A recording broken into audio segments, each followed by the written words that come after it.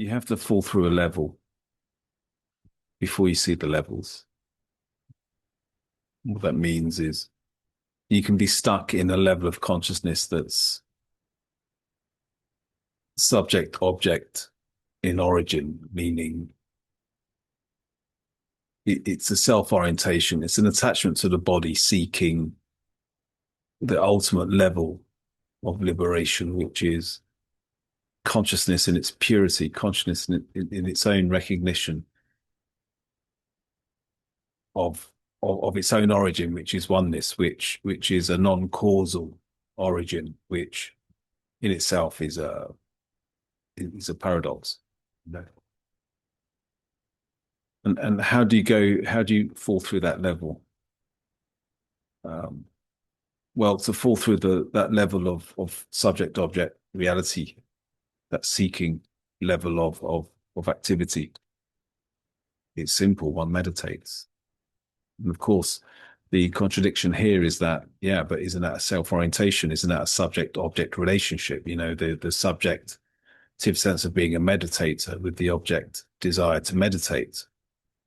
So yeah, that's where you begin. You begin with what you do. You begin with, you know, with subject-object reality. You begin with being in that and being in that and observing that until the observation of it awakens to be just awareness. And that awareness then awakens to itself, being the self. And it falls through that level, subject object. Yeah. And awareness awakens to its essential nature. And when I say that awareness awakens to its essential nature, it's not personal awareness. It's just the witness. It's just that backdrop witnessing that awakens to its essential nature, which is not the body, which is within itself, the self, or, you know, the essential nature of that pure awareness is no thing. And then from there, you get to see the levels. Then you get to see the levels. You get to see it from a liberated seeing that sees whatever is appearing, sees whatever one sees, objective, whatever object you see, as not other than the seeing of it.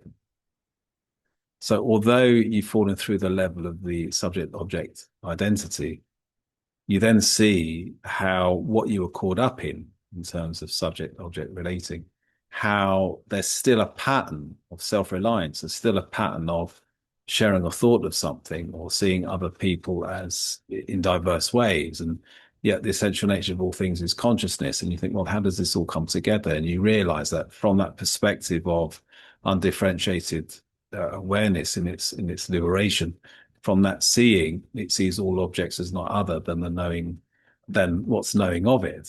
What's knowing of it, being that liberated awareness, is appearing as that subject object reality. These levels, then, through seeing them, you understand them, but you don't get caught in them. That's the interesting thing.